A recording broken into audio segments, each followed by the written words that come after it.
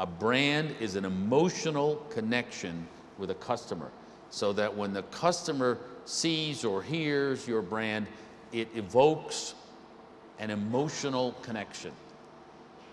That's when you have a great brand. But it must be nurtured. And the most important thing you do to nurture your brand is twofold. One, customer satisfaction. If you don't have the world's best customer sat, if you are not first in customer sat, then you don't have a great brand. Because that's where the customer is telling you what he or she thinks about you. And that's where the customer makes the decision to stay or not stay.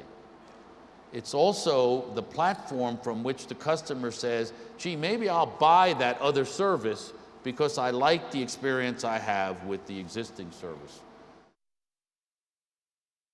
Investing in understanding the customer and then doing what the customer sat data says. I mean, running the company on what the customer says. I do believe that you start with customer sat data, and then you get a very clear idea of what is it the customer wants and how do you keep responding. Because it's a cumulative effect. If a customer has 5 or 6 positive experiences with you and then they have a negative experience, they're going to be okay. They're going to give you that shot.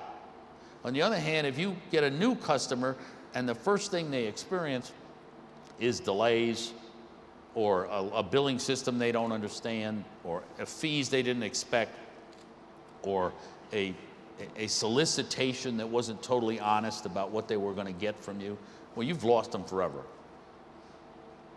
So I mean, if it doesn't cost you some short-term revenue, then you're not building your brand. However, it will give you long-term revenue that will be substantial.